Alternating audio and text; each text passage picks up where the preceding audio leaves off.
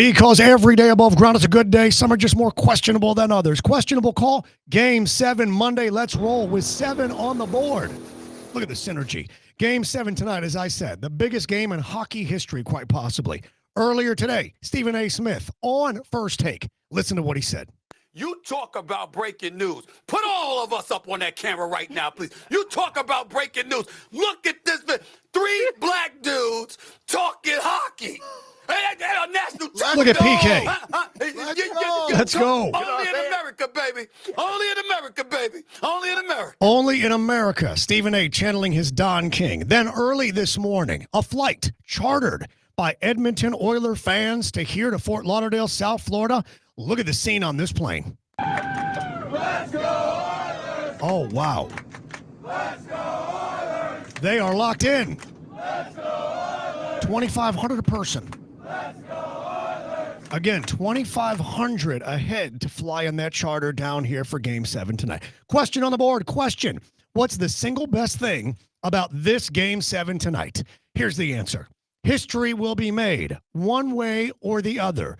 This has been a tale of 2 cities. It's been a tale of 2 series. The first 3 games separate from the second 3 games.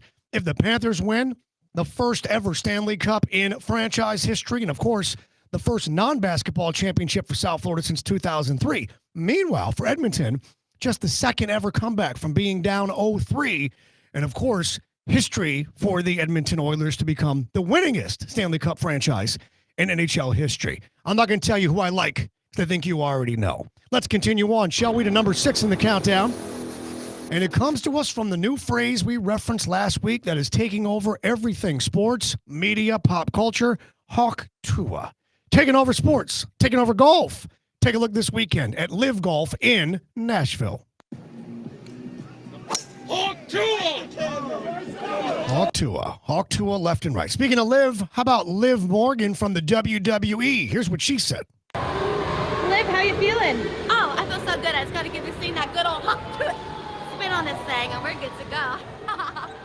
And a little spit shine on that. And how about the origin? How about where Hawk-Tuah actually came from? Old school WWE in the Iron Sheik. Russia, number 1! Iran, number 1! USA, Hawk-Tuah! Wow. That was the Iron Sheik spitting on America. Question on the board. Question. Hawk-Tuah, never going away or played out and over soon?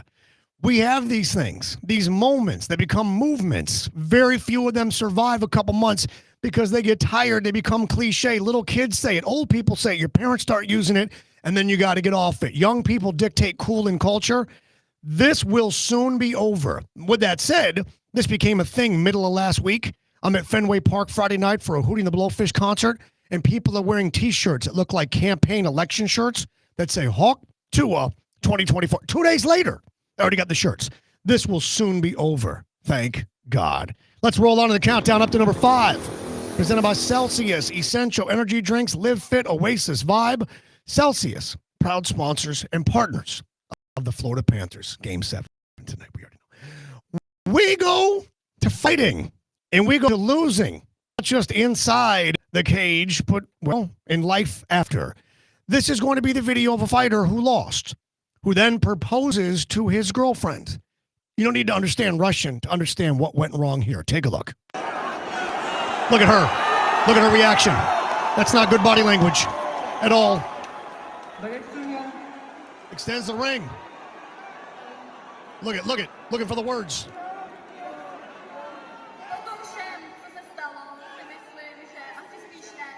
She said, "Yet." Yet means no. Now watch the coach. Bottom left. Watch the coach with the water bottle. Splash. Even the ring announcer turned to look. All right, let's break down some of this. Let's go to the still shot. This is the moment that he goes to his knee and asks for the mic so that he can propose. See her hand behind her hair? That's a ventilating motion. In body language, nonverbal, that means someone is stressed. Men will run their fingers through their hair with that stress and the heat that is created. Women will do this, and they will fawn and fan their hair accordingly. Next screenshot. Take a look here. This is the dejection. Look at his body language. He is broken. Meanwhile, the ring announcer is looking down at him like, dude, what were you thinking? She's fine. She's cool to tell the whole world. It's a no for me, dog. And then finally, this shot. This is the cage announcer looking at the woman. She is saying no. The coach is over. He's got the water bottle. He's throwing the water onto her. And, yeah, that's how it wraps up. All right, back to me. Questions on the board. Question, which is worse, proposing after losing a fight or rejecting a proposal publicly? Let me just say this. People, stop making your proposal so public. Stop doing it in sporting events and concerts and drawing all that attention. What you're doing is putting pressure on her to say yes. And if you need some pressure, if you need her to feel obligated, that's someone you probably shouldn't be marrying. Do you understand what I'm saying? It is a terrible idea to propose in public. It is not that terrible of an idea to reject it, because otherwise you're roped in. What she should have done was say, why don't we talk about this outside of the cage? They have another fight to come. Proposing after a loss is just really bad judgment. And how does she view you? Why does she want, you just lost this fight, but you're preoccupied. It looks bad on every front. Horrible idea. Don't propose after a loss, and maybe don't do it publicly with the idea of, well, then everybody will cheer and she'll have to say. Why would you want to marry someone that needs to be encouraged to marry you? Just saying. We continue on. By the way, like this video and hit subscribe while you get the chance. On to number 4, presented by St. Lucie Battery and Tire, the home of honest, reliable service since 1970. SLBT.com. Great for road trip season. Hit them up. We got ourselves more golf action. This is Tyrell Hatton. He is now calm, we are told. We've got David Faraday and others saying, well, he's a new man. He's controlled his emotions now. He's calm and an influence on himself. Listen very closely to what is said. We're going to try and turn the volume up as the putt is on the way. Take a listen. Yeah, he has been very calm. Very calm. It's a tough putt. It's windy. Gusting. Fuck you, wind. Cam. Up until this point. 2 in a row, just absolutely me. Up until this point. You heard David Faraday say, yeah, up until this point, he's calm. Question on the board. Question, mic'd up players. Good for golf? Yes or no? Mic'd up players is good for golf. Mic'd up players is bad for golfers. It is good for golf, the attention, the viral moments, etc., but it is bad for the individuals with their endorsements, with their sponsorships, with some of their perception. There are names that come to mind. A certain JT, for example, John Rahm recently. Mic'd up players gives us reality access. We get to see and hear how they actually function and live. Good for the game, bad for the player. And just like that, we're all the way to number 3 in the countdown. And it comes to us from tennis. It's not a play, it's a player. And better yet, a girlfriend wanting to be a part of the moment. This is Tommy Paul, now the highest ranked American player, with his girlfriend after winning the Queen's Club this past weekend. Take a close look at this. She's pulling him in. Look, she's literally pulling herself in. And then she's trying to say, can you take a, she's trying to order photographers. Can we watch that one more time? Let's watch that one more time. Look it. He's providing resistance, and she's trying to pull it in even further. Questions on the board. Question. This relationship, over or under 1 month more? Here's what we know about his girlfriend. She likes celebrities. She likes to date celebrities. She likes the benefits that come from that. She's known to have dated certain actors, certain country music stars, certain NHL stars. She enjoys that lifestyle. I don't know this young lady. I'm not going to pass judgment on her, but I do know this. This is a terrible look for both of them. And there's probably going to be outside pressures that say, is this a good idea? Like, we didn't see 1 second of tennis. We're talking about how she is pulling him close to her. She would push him out of the way and hold the trophy if she had her way. I'm going under on this relationship. I say this one is done. Forget month.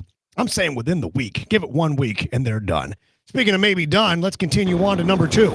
Just like that, in the Stanley Cup Game 7 countdown to Dodger Stadium, where there was a car that was burning in the parking lot, and the Dodgers organist decided to take that moment to have a little bit of, fun or musical match game with the situation at hand. Take a look at this. Now, someone says family of 5 possibly burning alive. We have no reason to believe that's the case. But you hear the organist playing "We Didn't Start the Fire." Yeah. And that's being ad-libbed in real time. Question on the board. Question. Clever or come on, man? Look, I'm all for having fun. You don't know the situation with that vehicle. I mean, there's a car that's burning. Toxic fumes. Who knows what could happen? We don't know enough about. He's an organist at the baseball game, and he sees that there's smoke. He probably doesn't even see that there's a car. Probably didn't even know that there was a car fire happening right there, close proximity. That's a come on, man. That's a let's not have fun until we know that it's all good in the hood. You know what I'm saying? I'm going to check social media, see if this dude's in trouble. He's been there for a long time, and he's really good at what he does. But this is a come on, man. His excuse likely is an explanation, a valid one, and that is how could he see that it was a car? Nonetheless, it's a come on, man. Be better than that. And just like that, all the way to number one in the countdown. On the Stanley Cup Monday edition, go Panthers go. We go to Yankee Stadium. The Atlanta Braves, the New York Yankees, the Giancarlo Stanton with $250 million in the bank. Take a look at this play in which the center fielder replacement player, that is, gets turned around and Stanton winds up standing on second. Take a look. That normally doesn't happen in the big leagues. Here's the pitch. Now watch him. Just kind of watch him. Kind of watch. Now he's jogging. Going back, twisting around. Oh boy. Oh boy. Oh boy. That's bad. Stanton's into second with a leadoff double. Now watch the pitcher. Pitcher's like, homie, with Michael Harris hurt. Give me a little help. Just never had a beat on that ball. So you hear Joe Davis say that that's a replacement player. The other center fielder, normally he's injured, he's out. Question is on the board. Question. Which is worse, the fielding misplay or the fact that Stanton only got a double? The fielding misplay, he turned the wrong way, and then when he turned back, he kind of lost the ball. He didn't get a glove out. Jumped against the – it was really badly misplayed. I get that. But that's got to be a triple, particularly because you saw on the screen, on the scoreboard, there were no outs. Okay, if there's 2 outs, then, okay, it doesn't matter. You're in scoring position. With nobody out or 1 out, you got to be in scoring position because it's one more chance for a fly ball into the outfield or an infield hit possibly to the right side of the field to score you from third base. That is lollygagging. That is dragging ass, as they say. Stanton getting paid all that money. You got to run that out, son. And you absolutely got to be on third base after a misplay. If not, a little league inside the park home run, which I know certain players would have, including Ellie De La Cruz. And just like that, we wrapped on this Championship Monday. Remember, like the video, hit subscribe. And remember this, while every day above ground is a good day, some are just more questionable than others. Say goodnight to the bad guy. We'll see you Wednesday.